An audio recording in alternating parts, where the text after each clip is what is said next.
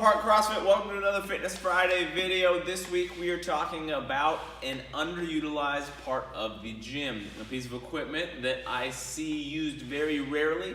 It's something I would like to see more often because I have seen and heard of through the grapevine some shoulder injuries here and there between some of our athletes. So I want to address that, give you something to prevent that from occurring, and if it does occur, give you a way to strengthen those shoulders so it doesn't happen down the road, and that is, you guessed it, Crossover Symmetry. These bands are incredibly valuable, not only in the cost that it was for us to purchase them, but also the cost to your fitness. They can be extremely valuable. So I am going to talk about these. A little bit of basics on the Crossover Symmetry. There's a few ways to do this. One, and the most important way, in my opinion, is the iron scat protocol. That is on this board, which you will find either hanging on this hook, or if you're on the opposite side, it's kind of down by the floor. But the iron scat protocol is the one that covers the entire sheet. There's also activation, recovery, and some plyometrics. The plyometrics is used kind of the least. Activation would be fantastic to run through real quick right before class, but post-class you can do recovery if you want, but I would suggest that iron scap. This is kind of the bread and butter of Crossover Symmetry. How these boards read, they tell you exactly the movements to do, how to do them here on the right side, how many repetitions, and then on the left side right here in this column, it tells you which cord to use, whether that be a heavy cord, H, or a light cord, L, and some suggestions on loads for those cords. So in this novice section, you have the heavy cord is going to be the 10, light cord is going to be the 3. For most people, I would say this is where you're going to be at, maybe 15 and 7, but that next level up is the competitor cycle. It's 25 on the heavy and 7 on the light.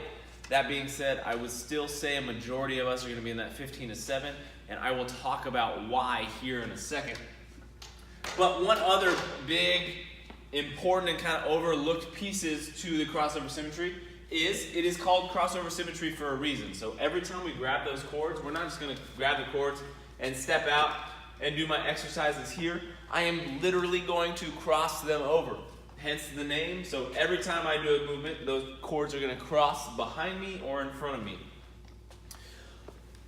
Next, one thing I really want to cover here is positioning for each of these movements. I'm going to start with the torso position. On the torso position, we kind of often see when we pull that chest, we like to use our chest, open up a little bit to create a little bit more movement instead of staying nice and tight. Pulling out. I will show you some of that here in just a second.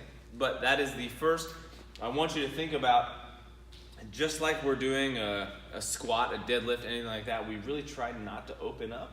When we do that, we lose that core activation. So what I want you to think about is that belly button and the end of your sternum here. I want you to think about closing that down like there's a little rope, a piece of string in between there. I want you to pull those tight together instead of let them come loose.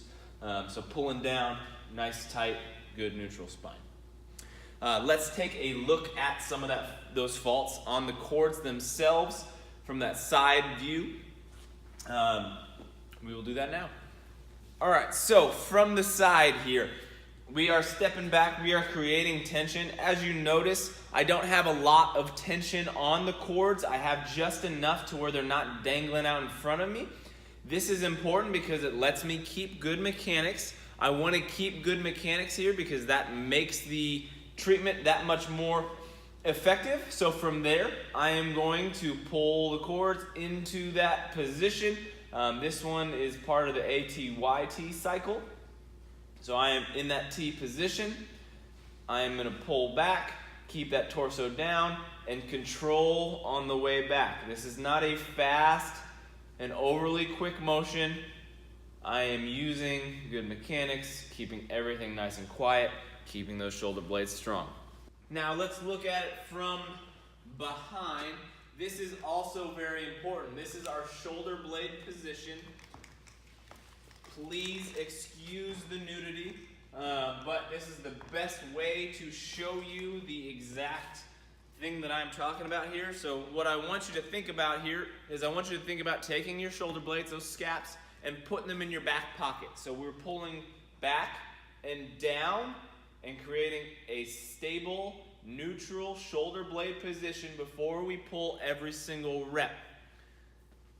So when we do that, I really want you to start every single repetition here, even if you have to pull and reset, and then set those shoulder blades again, set my torso, and then pull into the next rep. Again, this shouldn't be something fast that you blow out real quick.